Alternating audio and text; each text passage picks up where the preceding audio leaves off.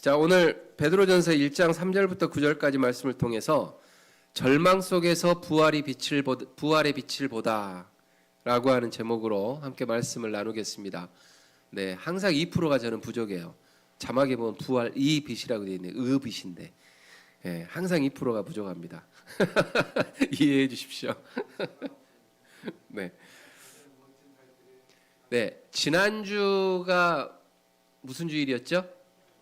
부활주일이었습니다. 부활주일에 우리 예수 그리스도께서 죽음에서 다시 살아나셔서 한 주가 지났습니다. 그리고 한 주가 지나고 나서 특별히 우리 성도님들에게 너무나 귀한 선물을 주셨습니다. 그게 어떤 선물일까요? 어떤 선물일까요?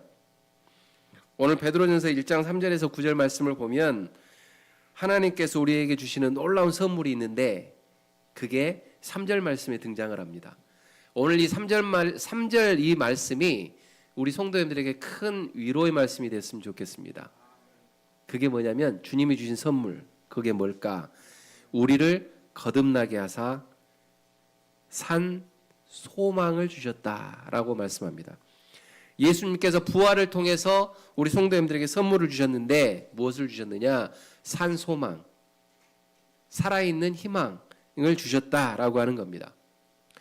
우리가 살아가는 세상은 어떻습니까?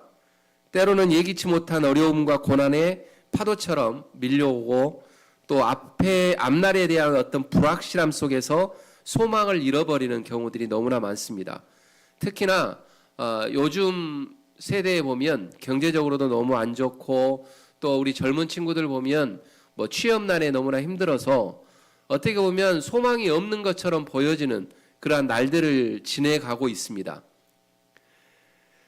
또 경제적인 어려움도 있고요. 또 건강상의 문제들도 있고요. 또 관계의 아픔들도 있고 또 영적인 침체도 있습니다. 우리가 영적으로 더 강건해지고 더 튼튼해지고 하나님 앞에서 더 당당해지고 싶은데 그렇지 못한 경우들이 있다라는 겁니다. 다양한 시련 앞에서 우리는 쉽게 낙심하고 또 좌절하는 게 또 우리들의 모습입니다. 하지만 오늘 베드로 사도는 이러한 고난과 역경 가운데 있는 성도들에게 편지를 보냅니다.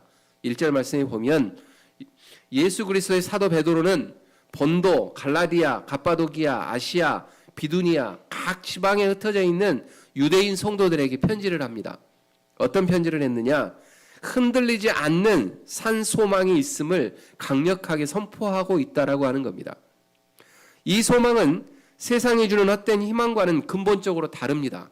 왜냐하면 하나님께로부터 온 살아있는 소망이기 때문에 그렇습니다. 오늘 말씀을 통해서 이 산 소망이 무엇이고 또 이 소망을 가진 자는 어떤 삶을 살아야 되느냐에 대해서 함께 살펴보고요. 그리고 우리의 믿음을 새롭게 하고 또 주님 안에서 참된 기쁨을 회복하는 그러한 시간이 되기를 간절히 바랍니다. 그렇다면 산 소망의 근원과 특징이 뭘까라고 우리들이 생각해 보면 먼저 3절 말씀을 우리가 한번 읽어봤으면 좋겠습니다. 3절 한번 읽어볼까요? 시작. 우리 주 예수 그리스도의 아버지 하나님을 찬송하리로다. 그의 많으신 긍휼대로 예수 그리스도를 죽은 자 가운데서 부활하게 하심으로 말미암아 우리를 거듭나게 하사 산 소망이 있게 하시며 라고 말씀합니다. 될 수 있으면 앞에 자막을 이렇게 만들긴 하는데요. 그 말씀을 볼 때는 되도록이면 성경을 펼쳐서 보았으면 좋겠습니다. 베드로는 이 위대한 선포를 무엇으로 시작을 하냐면 이렇게 말을 띄웁니다. 우리 주 예수 그리스도의 아버지 하나님을 찬송한다라고 이야기를 합니다. 베드로는 이 말씀을 선포하기 전에 찬송으로 시작하고 있습니다. 무엇을 찬송하고 있습니까? 바로 우리 아버지 하나님의 긍휼하심. 그것도 긍휼한 것이 적은 게 아니라 많으신 긍휼함을 선포하고 있다라는 겁니다. 그리고 그거를 찬양하고 있다라고 하는 겁니다. 이것은 우리의 어떠함 때문에 그렇습니까? 우리의 어떤 잘남, 우리의 어떤 경력, 우리의 어떤 탁월한 모습, 이러한 것들 때문에 베드로는 이런 부분들을 이야기하는 게 아닙니다. 전적으로 하나님의 자비와 사랑 때문에 이 모든 것이 시작되었다라고 베드로는 이야기를 하고 있다라고 하는 겁니다. 이 긍휼의 구체적인 표현은 무엇일까요? 이 구체적인 표현은 오늘 성경 말씀에 나오는 것처럼 그의 많으신 긍휼대로 예수 그리스도를 죽은 자 가운데서 부활하게 하심이다라고 이야기를 하고 있습니다. 그래서 바로 예수 그리스도의 부활이 하나님을 찬양하게 하고 또 하나님의 그 많으신 긍휼함을 통해서 우리가 산 소망을 소유하게 되었다라고 선포를 하고 있다라는 겁니다. 그래서 지난주에 우리의 부활절을 지나면서 우리들이 가져왔던 그런 마음들, 단순하게 그냥 부활절이고 1년에 한 번씩 우리가 기념하는 날이기 때문에 부활 주일이다, 부활의 기쁨을 누렸다라기보다는 부활을 주시는 이유가 뭐냐라고 했을 때 오늘 본문 말씀에서는 너희들에게 산 소망을 주기 위해서 부활하셨다라고 하는 것이 이어진다라고 하는 겁니다. 그렇기 때문에 예수님의 부활은 단순한 역사적인 사건이 아닙니다.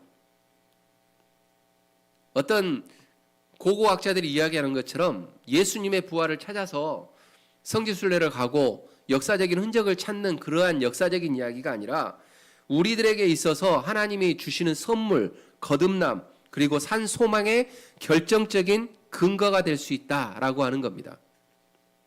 죽음을 이기시고 부활하신 예수님처럼 우리도 그분 앞에서 새 생명을 얻고 영원한 소망을 품을 수 있다라고 하는 신호다라고 하는 겁니다. 이게 부활이라고 하는 겁니다. 그래서 성경에서는 거듭남에 대한 이야기를 하고요. 그리고 산 소망에 대한 이야기를 합니다. 그러면 거듭남은 뭘까요? 이전의 죄와 절망의 상태에서 벗어나서 하나님의 자녀로서 새로운 생명, 새로운 신분, 새로운 관계를 시작하게 되었다라고 하는 의미입니다. 이게 거듭남입니다. 그래서 요한복음 3장 3절 말씀에 보면 예수님께서 니고데모에게 거듭남에 대해서 설명을 하고 있습니다. 예수께서 대답하여 이르시되 진실로 진실로 내게 이르노니 사람이 거듭나지 아니하면 하나님 나라를 볼 수 없다. 그러니까 니고데모가 이렇게 말하죠. 사람이 늙으면 어떻게 날 수 있사옵나이까? 두 번째 모태에 들어갔다가 날 수 있사옵나이까? 라고 물어봐요. 그러니까 하나님이 이제 그 대답에 대해서, 그 질문에 대해서 거듭남에 대한 부분을 정확하게 이야기하는데 진실로 진실로 내게 이르노니 사람이 물과 성령으로 나지 아니하면 하나님 나라에 들어갈 수 없다라고 이야기합니다. 이게 거듭남입니다. 그리고 그 거듭남을 통해서 뿐만이 아니라 하나님의 부활의 사건을 통해서 우리들에게 주시는 산 소망, 오늘 제가 말씀을 전하려고 하는 가장 큰 핵심입니다. 오늘의 말씀, 산 소망. 그러면 이건 산 소망은 뭘까? 첫 번째는 근원이 살아계시기 때문에 우리들은 산 소망을 소유할 수가 있습니다. 죽음을 이기고 부활하신 예수 그리스도께 뿌리를 두고 있기 때문에 그렇습니다. 세상의 소망은 변하고 사라집니다.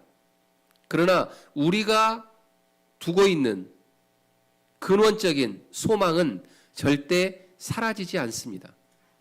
왜냐? 그 뿌리는 예수 그리스도께 있기 때문에 그렇습니다.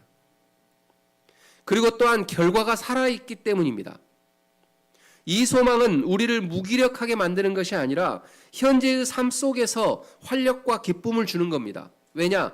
예수님이 부활의 사건을 통해서 이 산 소망이 살아있다라고 하는 것을 증거하셨기 때문에 그렇습니다. 이 산 소망은 우리에게 무엇을 보장할까요? 계속해서 4절 말씀에서는 이렇게 이야기하죠. 썩지 않고 더럽지 않고 쇠하지 아니하는 유업을 있게 하시니 곧 너희를 위하여 하늘에 간직한 것이다 라고 이야기합니다. 이 소망은 우리에게 유업, 즉 상속 재산을 약속하셨다라고 하는 겁니다. 그런데 이 유업은요, 세상의 것과는 비교할 수 없는 놀라운 특징을 가지고 있는데 그게 어떤 특징을 갖고 있느냐라고 했을 때 4절에서 이렇게 얘기하죠. 첫 번째, 썩지 않는다. 세상의 것은 어떻습니까? 세상의 것은 유행이 지나면 사라지게 되고 또 무엇인가 오래 놔두게 되면 부패하게 되잖아요. 근데 하나님이 우리들에게 주시는 유업, 상속적인 재산은 썩지 않는다라고 이야기합니다. 시간이 지나도 변질되지 않고 부패되지 않습니다. 그리고 더럽지 않다라고 이야기합니다. 죄와 세상의 악한 것으로부터 인해서 오염되지 않았다라고 하는 거예요. 하나님이 주시는 거는. 그리고 세 번째로는 쇠하지 않는다. 그 가치나 아름다움이 결코 줄어들거나 사라지지 않는다라고 하는 거예요. 세상에 아름다운 다이아몬드가 있어도요, 다이아몬드는요, 저도 경험한 바는 있지만 살 때 비싸지만 팔 때 헐값입니다. 그거 아시죠? 지금은 금값이 살 때도 금값이고 팔 때도 금값이라고 이야기를 하지만 다이아몬드는 그냥 살 때는 비싸요. 근데 팔 때는요, 헐값이에요. 사줄까 말까 할 정도예요. 근데 하나님이 우리들에게 주시는 그 유업은요, 살 때는요, 값없이 샀어요. 그죠? 값없이 샀는데 팔 수도 없지만 팔게 되잖아요. 엄청 비싸요. 믿으십니까? 안 믿는 느낌이네. 안 팔아왔으니까 모르지. 예, 그리고 팔면 안 돼요. 왜냐? 그것은 내 것이 돼야 되니까. 그래서 하나님은 이야기합니다. 산소망은 절대 썩지 않고 더럽지 않고 쇠하지 않는다. 나는 그거를 너희들에게 주었다라고 하는 거예요. 그게 뭡니까? 그게 복음이에요. 그게 부활의 사건이에요. 그 부활의 사건을 믿으시기를 바랍니다. 이 놀라운 유업은 어디에 있을까요? 어디에 있을까요? 이 세상 가운데 우리의 삶 가운데도 있겠지만 가장 중요한 것, 베드로는 이렇게 이야기합니다. 하늘에 간직한 것이다. 그렇기 때문에 여기에서 말하는 산소망은 우리가 세상 가운데 살아가는 모습, 우리가 세상 가운데 살아가는 어떤 환경을 이야기하는 것이 아니라 하늘나라를 바라보는 소망을 이야기하고 있는 겁니다. 세상의 어떤 도둑이나 좀도둑 혹은 경제적인 위기, 전쟁도 빼앗아갈 수 없는 가장 안전한 곳. 그게 어디예요? 하늘나라입니다. 바로 하나님께서 계시는 그 하늘에 우리를 위해서 하나님이 예비해 두셨대요. 마태복음 6장 19절에서 20절 말씀에 보물을 하늘에 쌓아두라 라고 하는 말씀이 나오잖아요. 너희를 위하여 보물을 땅에 쌓아두지 말라. 거기는 좀과 동록이 해하며 도둑이 구멍을 뚫고 도둑질하느니 오직 너희를 위하여 보물을 하늘에 쌓아두라 라고 이야기를 하고 있습니다. 사랑하는 성도 여러분, 우리 성도님들의 그 소망 오직 하늘에다 두시기를 주님의 이름으로 축원드립니다.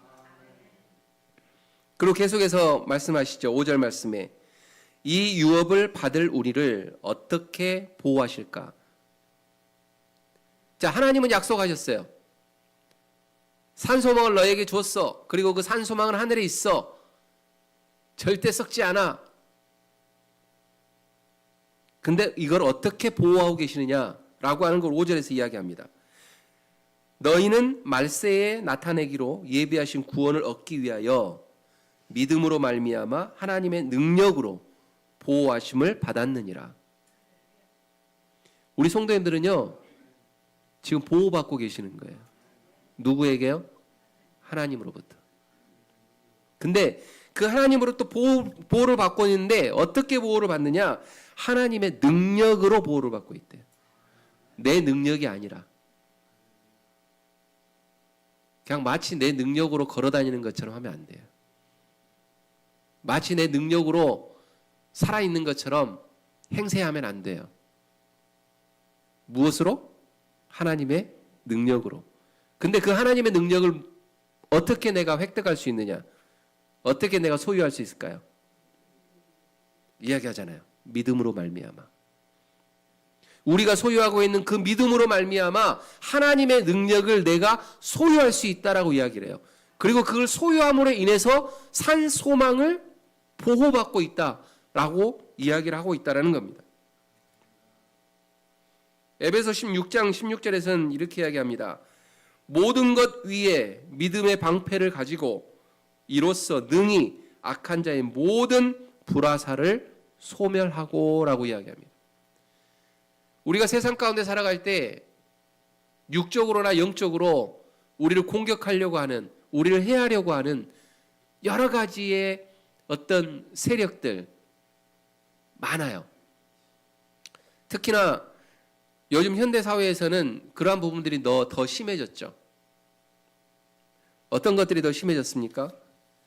이단으로부터의 약함들이 있어요, 우리한테. 한국에는 참 심각합니다. 네, 한국은 이단의 그게 너무 심각해요. 예전에 그 일본을 이야기를 하면서 일본에는 신들이 어마어마하게 많다고 이야기를 했었어요. 신들이. 왜냐하면 각자 집마다 이렇게 자기들이 섬기는 신들이 있어요. 그래서 일본은 많았어요. 근데 기네스북에 그걸 능가한 나라가 생겼어요. 그게 우리나라야. 이걸 박수를 쳐야 될지 말아야 될지.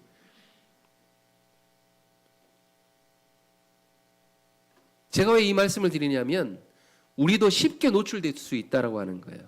쉽게. 악한 세력들, 우리를 넘어뜨리려고 하는 세력들. 우리가 하나님 앞에 조금이라도 가까이 가려고 하면 가까이 못하게 하는 그러한 세력들이 있다라는 거예요. 그러나 하나님은 부활의 사건을 통해서 우리들에게 그러한 희망을 주셨고 소망을 주셨고 하나님의 능력으로 그걸 보호해 주겠다라고 말씀을 하고 있는 거예요. 그래서 우리 성도님들에게는 프로텍트가 있어요. 하나님의 능력으로. 근데 중요한 건 뭐냐? 내가 믿지 않으면 안 돼. 믿음이 없으면 안 되는 거예요. 그렇기 때문에 우리는요, 세상 가운데 살아갈 때 힘들고 어려운 일들이 있어요. 없을 수는 없어요. 그래서 베드로는 이 모든 것들을 이야기하면서 산소망을 이야기하면서 하나님께서 보호해 주실 것이다라고 이야기하면서 6절 말씀에서는 또 뭐를 이야기하냐면요, 시련에 대한 이야기를 또 해요. 우리가 시련 가운데, 세상 가운데, 어려움 가운데 살아가는데도 어떻게 너희들이 기뻐할 수 있느냐라고 하는 걸 또 이야기합니다. 이렇게 놀라운 소망, 하늘의 유업, 그리고 하나님의 보호하심을 약속받은 우리이지만 현실은 어때요? 현실은 다르다는 거예요. 6절 전반부입니다. 그러므로 너희가 이제 여러 가지 시험으로 말미암아 잠깐 근심하게 되지 않을 수 없으나 어떻게 하라고요? 오히려 기뻐하라. 어떻게 기뻐하라고요? 크게 기뻐하라. 세상 가운데 살아갈 때 여러 가지 시험으로 말미암아서 우리는 근심할 수 있다라고 하는 걸 이야기를 해요. 예수 믿으면 평안할 것이다. 하나님 믿으면 만사형통 모든 것들을 다 편안하게 이루어주고 마음속에 근심거리가 없을 거다라고 이야기 안 해요. 근데 많은 사람들이 이야기하죠. 교회 가면 하나님 앞에 예배하면 편안할 것이다. 위로받죠. 네, 근데 좋아요. 위로받고 하면 좋죠. 근데 사도 베드로도 이야기를 하기를 그렇지 않을 것이다 라고 이야기를 해요. 어려울 것이다. 힘들 것이다. 그러나 믿음이 있는 백성이면, 하나님을 믿는 자들이면 그렇다 할지라도 크게 기뻐할 수 있는 자들이 되어야 한다라고 이야기를 하는 거죠. 베드로는 성도들이 여러 가지 시험, 즉 다양한 종류의 시련과 고난 때문에 잠깐 근심하게 된다는 현실을 외면하지는 않았습니다. 믿음이 있다고 해서 고난이 면제되는 것은 아니다라고 하는 걸 이야기하는 거예요. 우리도 아파하고 슬퍼하고 근심합니다. 그게 없으면 사실 사람이 아니죠. 그러나 우리는 아파할 수도 있고 슬퍼할 수도 있고 근심할 수도 있고 가정에 어떤 어려움들도 있을 수 있고 자녀들에게도 어떤 문제들이 있을 수 있고 나에게도 오는 어려움들이 있을 수 있다라고 하는 겁니다. 그러나 세상 사람들과의 차이가 있죠. 세상 사람들은 그것 때문에 지쳐하고 쓰러지고 낙심하고 우울증 걸리고 자포자기하고 모든 것들을 다 잃은 것처럼 해요. 그러나 하나님을 믿는 백성은 중요한 차이가 있는데 무엇일까요? 세상 사람들은 고난 앞에 절망하고 낙심하지만 하나님께서 우리들에게 먼저 시련이 있을 거다라고 이것을 이야기하기 전에 너희들에게 산소망을 주었다라고 하는 이야기는 뭐냐면, 산소망을 가진 성도들은 그 고난 중에서도 크게 기뻐할 수 있어야 된다라고 하는 것을 말씀하고 싶은 거예요. 어떻게 이게 가능할까요? 그냥 기뻐해라 라고 하면 무책임하잖아요. 근데 하나님은 그렇게 무책임하신 분이 아니에요. 산소망을 줬어 라고 하면, 그럼에도 시련이 있을 거야 라고 하면 대책을 주셔야 되잖아. 7절 말씀 한번 볼게요. 7절 말씀에서 이렇게 설명합니다. 한번 다 함께 읽어볼까요? 시작. 너희 믿음의 확실함은 불로 연단하여도 없어질 금보다 더 귀하여 예수 그리스도께서 나타나실 때에 칭찬과 영광과 존귀를 얻게 할 것이니라. 아멘. 자, 고난과 시련은 우리의 믿음의 확실함, 즉 믿음의 진정성을 증명하고 연단하는 역할을 합니다. 마치 용광로 속의 불이 금을 재련하여서 불순물을 제거하고 순금을 만들어내는 것처럼, 시련이라는 불은 우리의 믿음 속에 있는 불순물, 불신, 의심, 어떤 세상적인 욕심, 이런 모든 것들을 다 태우고 더욱 순수하고 강한 믿음으로 만들어 간다는 그러한 말씀입니다. 베드로는 이 연단된 믿음이 없어질 금보다 더 귀하다라고 이야기를 해요. 왜냐하면 이 믿음은 결국 예수 그리스도께서 다시 오실 때 우리에게 칭찬과 영광과 존귀를 가져다 줄 것이기 때문에 그렇다라고 말씀을 합니다. 우리에게 시련은 잠깐입니다. 그 시련을 통해 연단된 믿음이 가져올 영광은 영원합니다. 할렐루야. 이 영원한 관점에서 현재의 고난을 바라보는 것, 그게 우리 기독교인들, 하나님을 믿는 백성들이 취해야 할 모습이다라고 하는 것을 베드로는 이야기를 하고 있습니다. 사랑하는 성도 여러분, 혹시 삶의 힘듦이라든지 어떤 생활의 문제라든지 여러 가지 어떤 겪는 아픔들이 있으십니까? 하나님 앞에 맡기시고 하나님께서 약속하신 것을 믿고 붙잡고 힘을 내시기를 주님의 이름으로 부탁을 드립니다. 왜냐, 하나님은 약속을 지키시는 분이에요, 아니에요? 제가 지난주에 말씀드렸죠. 부활의 사건을 우리에게 주시는 이유 3가지 말씀드렸죠. 기억하는지 한번 테스트 한번 해요. 자, 첫 번째 뭐였습니까? 3가지. 첫 번째, 약속. 그죠? 예수 그리스도께서는 사흘 만에 부활하실 것이다 라고 하는 걸 이루신 거, 약속. 그 다음에 뭐예요? 두 번째, 승리. 모든 죄악을 다 이기시고 부활 승천하셨다라고 하는 게 승리잖아요. 이김이잖아요. 그 승리. 그 다음에 3번째는 뭡니까? 예? 사명. 희망과 승리를 믿는 사람들이 가져야 할 모습, 세상 가운데 가야 될 모습, 뭐냐? 사명. 가서 전하라. 보고 느낀 대로 가서 전해라 라고 하는 거잖아요. 그렇기 때문에 우리는 그런 믿음을 갖고 있기 때문에 우리는 고난이 있다 할지라도, 시련이 있다 할지라도, 어려움이 있다 할지라도 우리는 이겨나갈 수가 있는 것입니다. 믿으십니까? 혹시 우리 성도들 가운데 그런 분들이 있다란다면 힘내십시오. 그리고 교회라고 하는 공동체는 그러한 분들이 계실 때 함께 기도하는 공동체입니다. 도대체 어떻게 살았까니 그래? 이게 아니에요. 간혹 그런 분들 계셔. 간혹. 우리 동네는 없어. 다른 동네. 항상 저는 얘를 다른 동네 이야기해. 절대 우리 동네 이야기 안 해. 우리 성도님들 위로하고 격려하고 함께 기도하는 그런 공동체가 되시기를 주님의 이름으로 부탁을 드립니다. 자, 그러면 이 기쁨은 어디에서 올까요? 베드로가 기뻐하라고 했어요.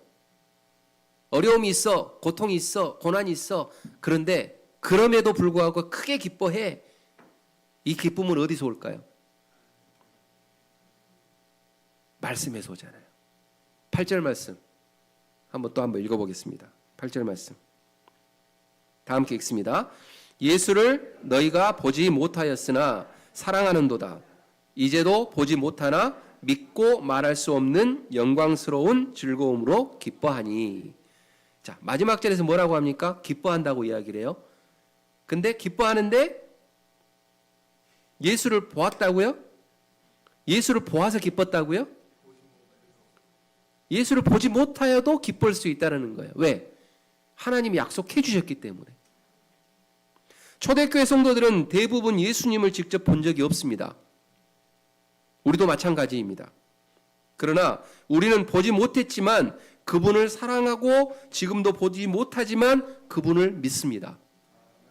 바로 이 보이지 않는 예수님을 향한 사랑과 믿음이 우리에게 말할 수 없는 영광스러운 즐거움을 준다고 이야기를 합니다. 다시 말하면 세상이 이해할 수도 줄 수도 없는 초월적인 기쁨을 준다고 말씀을 하는 겁니다. 그렇기 때문에 우리의 기쁨의 근원은 환경이나 소유가 아니라 바로 우리 안에 살아계시고 또 우리와 교제하시는 예수 그리스도, 그분 한 분만이 계신다라고 하는 겁니다. 요한복음 20장 29절 말씀에서는 예수께서 이르시되 너는 나를 본 고로 믿느냐? 보지 못하고 믿는 자들은 복되도다 하시니라. 우리 성도님들에게 이러한 복이 임하시기를 주님의 이름으로 축원드립니다. 그리고 이 모든 믿음의 여정의 최종 목적지가 있어요. 최종 목적지 어딜까요? 오늘 본문 말씀의 마지막 9절 말씀입니다. 최종 목적지 한번 내가 읽음으로 인해서 그 목적지를 소유하는 시간이 되었으면 좋겠습니다. 9절 말씀 한번 읽어볼까요? 시작. 믿음의 결국 곧 영혼의 구원을 받음이라. 아멘. 우리가 믿음을 지키고 시련을 통과하며 예수님을 사랑하고 기뻐하는 이 모든 과정은 결국 어디를 향해서 가고 있기 때문에 그렇습니까? 영혼의 구원. 이미 예수님을 믿음으로 구원을 받았습니다. 그렇지만 이 구원은 주님 다시 오시는 날 우리의 몸까지 완전하게 변화되어서 하나님 나라에서 영원히 주님과 함께 살아가는 것으로 완성될 때까지, 그리고 믿음의 최종 목표가 우리가 붙들고 나아가야 될 가장 궁극적인 소망이다 라고 하는 것을 말씀하고 있는 겁니다. 그렇기 때문에 오늘 3절 말씀에서 내가 너희에게 선물을 줬다, 산 소망이다, 거듭남이다 라고 이야기하면서 9절 말씀 마지막에서 이 모든 스토리는 마지막에 영혼의 구원을 위해서 하나님과 영원히 머물고자 하는 그 때를 위해서 내가 준 것이다, 그 소망을 버리지 마 라고 말씀을 하고 있는 거예요. 사랑하는 성도 여러분, 하나님이 주신 귀한 선물을 오늘 받아가시기를 주님의 이름으로 부탁을 드립니다. 한 분도 놓치지 마세요. 포장지 딱 이쁘게 해가지고 각자에게 다 이렇게 주어진 거니까 다 받아가세요. 우리는 하나님께서 예수 그리스도의 부활을 통해서 우리에게 산 소망을 주셨음을 확인했습니다. 이 소망은 썩지 않고 더럽지 않고 쇠하지 않는 하늘의 유업을 보장하고 또 하나님의 능력으로 보호받는 소망입니다. 나 혼자 할 수 있는 게 아닙니다. 내가 아무리 집에다가 큰 금고를 놔두고 그 금고에다가 잠그고 자물쇠를 잠가도 도둑들은요 가져가요. 근데 하나님이 준 선물은요 아무도 못 가져간대요. 왜? 하나님이 보호하고 계시니까. 이 믿음을 가지고 오늘 또 한 걸음씩 씩씩하게 나아가시는 우리 성도님들 되시기를 주님의 이름으로 축원드립니다. 축원드립니다. 기도하겠습니다.